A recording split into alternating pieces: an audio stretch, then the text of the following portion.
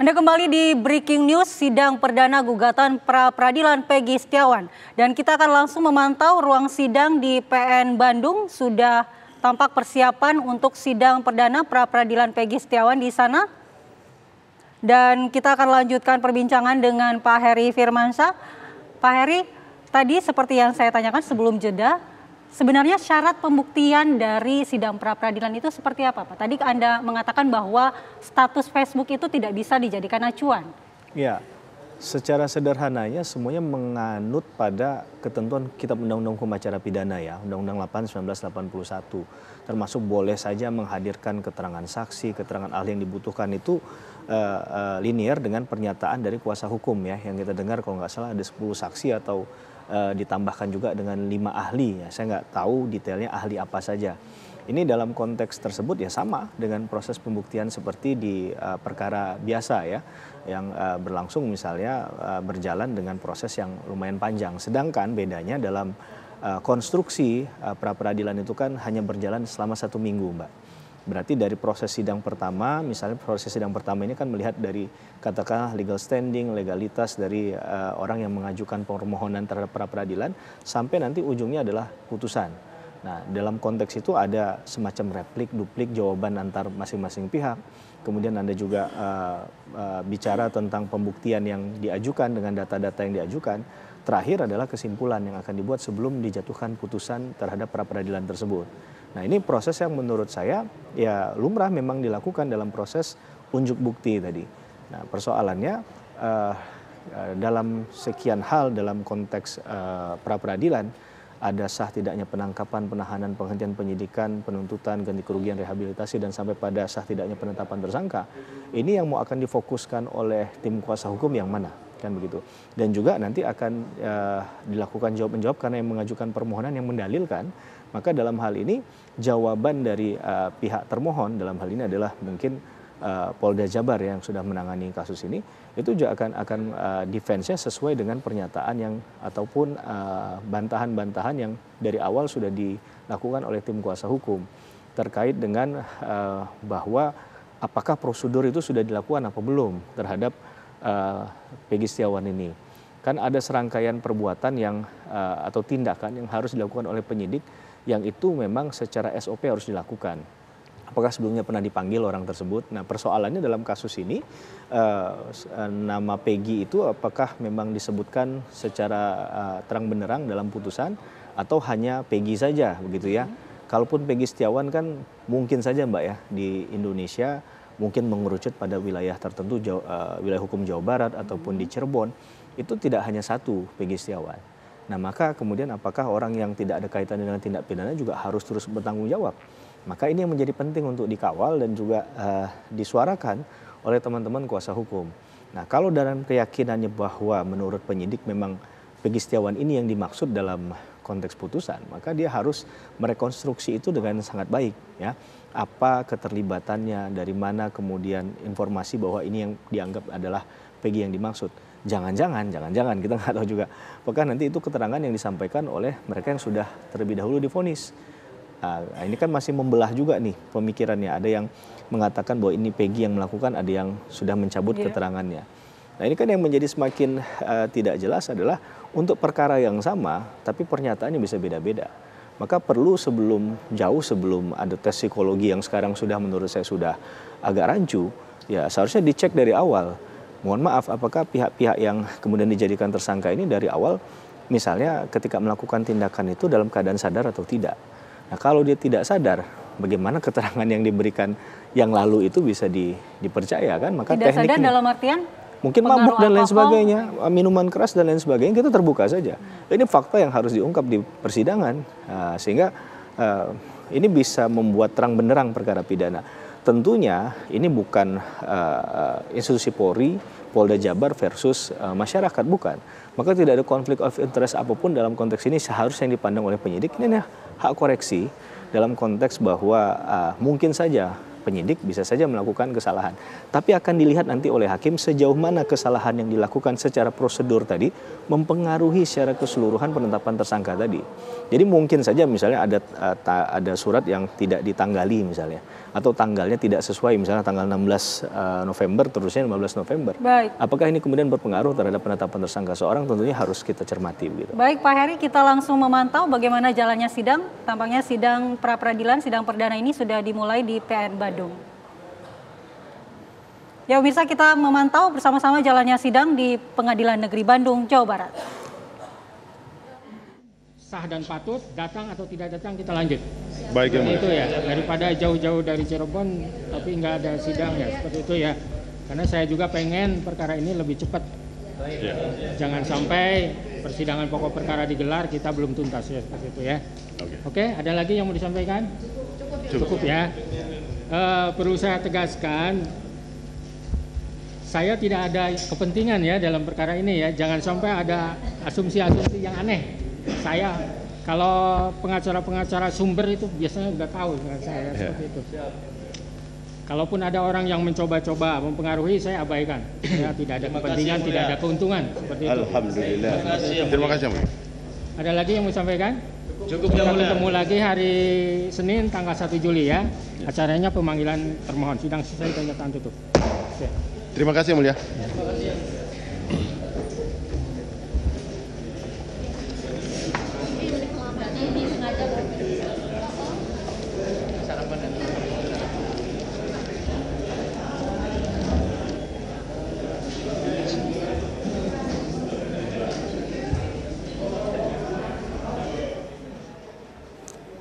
Coba dengar.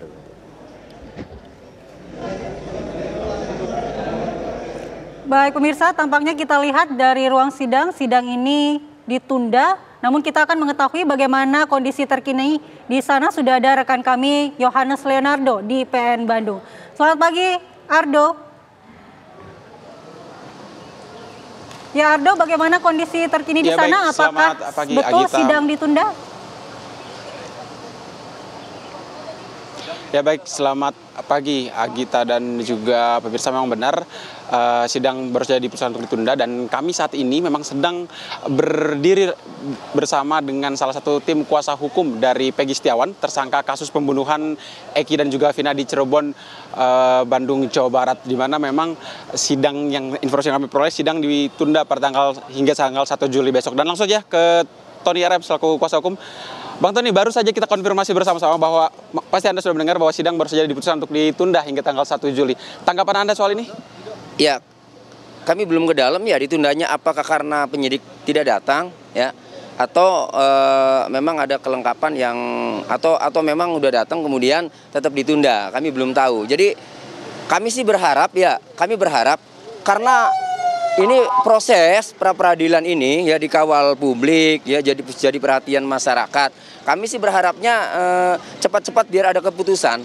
Artinya kalau cepat ada keputusan berarti penyidik harus proaktif ya datang memenuhi panggilan ya sehingga apapun yang nanti diputus itu dikembalikan lagi kepada putusan hakim itu. Oke, baik. Dengan sidang ditunda hingga tanggal 1 Juli nanti, kalau Anda sendiri melihat sidang ini, harapan besar Anda seperti apa dan optimisme Anda seperti apa menjelang sidang yang ternyata pada hari sidang ini ternyata ditunda, padahal Anda sudah minta atensi dari berbagai pihak termasuk dari KPK hingga Mahkamah Agung hingga ke Kejaksaan Agung, seperti apa? Ya harapannya ya tentu agar penetapan tersangka terhadap Peggy Setiawan itu dinyatakan batal demi hukum, tidak sah dan tidak mengikat ya secara hukum. Harapannya pasti dibebaskan dari status tersangka ya. Harapannya pasti itu ya. Oke, baik. Tony, Mas Tony mungkin ada agak sedikit terburu-buru ke dalam untuk bertemu dengan teman-teman tim kuasa hukum. Terima kasih atas waktunya. Semoga harapan dapat sesuai dengan kinerja dan juga keputusan dari hakim sendiri. Terima kasih, Ya, Mas Tony. nanti diupdate ya, seperti apa nanti kami update Oke, ya. baik. Terima kasih Mas Tony. Terima kasih. Selamat pagi. Ya, selamat pagi. Ya, Agita dan juga Firsa, seperti yang tadi diungkapkan oleh Tony RM sebagai tim kuasa hukum daripada Peggy Setiawan sendiri, tersangka kasus pembunuhan Vina dan Eki ini, memang baru saja kami sama-sama mendengar bahwa hakim memutuskan untuk sidang ditunda hingga tanggal 1 Juli 2024 mendatang. Dan juga harapan ataupun juga sedikit tanggapan tadi dari Tony, jika dapat kami elaborasi begitu, bahwa Tony menyampaikan bahwa ia belum pasti mengetahui apakah itu terkait dengan ketidakhadiran atau juga belum hadirnya penyidik dari ataupun tim bidang hukum dari penyidik di Reskrimum Polda Jawa Barat yang hadir pada sidang pada pagi hari. Namun memang tim kuasa hukum Peggy sendiri berharap bahwa sidang akan segera kembali bergulir agar dapat segera memutuskan apakah benar bahwa Peggy ini memang tidak selayaknya untuk dimasukkan sebagai tersangka atau ditetapkan sebagai tersangka, mengingat tidak adanya alat bukti yang dinilai cukup. Kemarin disampaikan oleh tim kuasa hukum, tidak adanya alat bukti yang mengarah langsung kepada Peggy Setiawan. Dan juga pemirsa, dan juga Andi Kumala di studio, sedikit informasi tambahan. Tadi kami sempat berbincang dengan kuasa hukum ayahanda Peggy Setiawan, di mana kuasa hukum melalui Albert Panggabean ini menyampaikan bahwa memang kliennya Rudy Irawan ini memang memiliki bukti bahwa pada tahun 2016, tepatnya pada bulan Agustus 2016, tepat ketika kejadian Vina dan Eki tewas di Cirebon, Jawa Barat, ada bukti yang mereka kantongi begitu bahwa memang Peggy ini sedang bekerja di Bandung, Jawa Barat bersama ayahnya Rudy Irawan. Dan artinya dengan demikian, jika memang bukti tersebut dapat dibuktikan ke pengadilan ataupun juga ke arah publik begitu, berarti memang ada bukti kuat daripada pihak keluarga untuk membuktikan bahwa Peggy Setiawan memang berada di Bandung, Jawa Barat. Namun tentunya terkait bukti tersebut dan informasi tersebut kami akan terus memantau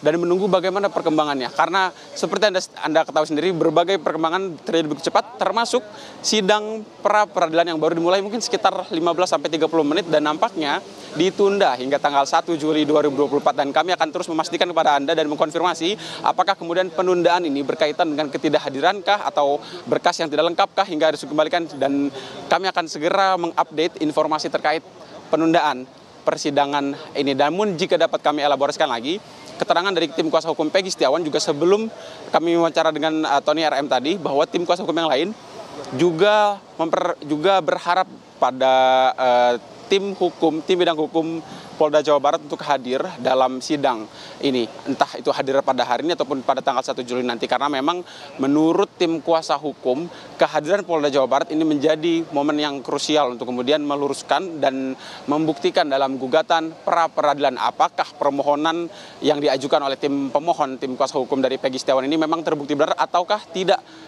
disahkan oleh Hakim Tunggal Eman Sulaiman yang seharusnya memimpin sidang pada pukul 9 pagi waktu Indonesia Barat di Pengadilan Negeri Bandung, Jawa Barat pagi hari ini tadi. Andi Kumala, kembali ke Anda ke studio. Ya Ardo, dari informasi yang Anda dapatkan di lokasi, yakni di Pengadilan Negeri Bandung, sebenarnya apa alasan penundaan ini dilakukan hingga tanggal 1 Juli?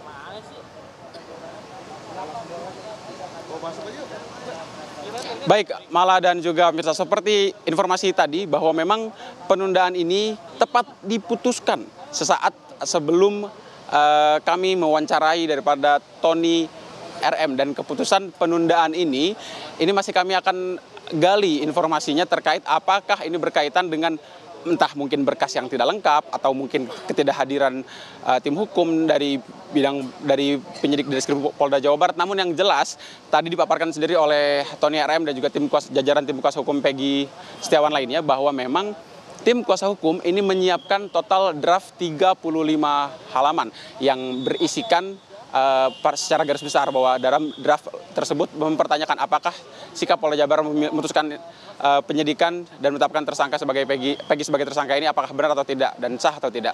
Kembali ke Anda, Andi Kumala di studio. Baik, terima kasih Yohanes Leonardo melaporkan langsung dari Pengadilan Negeri Bandung, Jawa Barat. Selamat bertugas kembali, Ardo. Dan pemirsa, kita akan lanjutkan perbincangan dengan Mas Heri Firmansyah.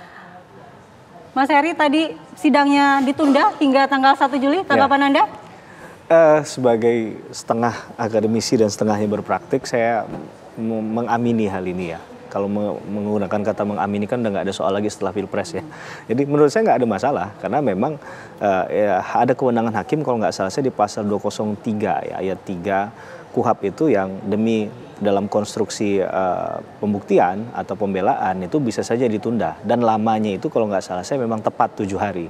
Namun kan yang disayangkan ya kita sebenarnya kan menganut pada asas peradilan cepat, sederhana, dan biaya ringan. Dalam konteks ini kalau sudah disidangkan, sudah ditentukan jadwalnya, tentunya tidak Harusnya ada, disidangkan. ya harusnya kita komit dan konsisten untuk menjalankan itu. Apalagi level kasus ini sudah nasional kan, maka seharusnya semua pihak, saya nggak hanya bilang dari bantuan hukum dari Divkumnya Polda Jabar saja, ataupun dari pihak kuasa hukum juga harus sama.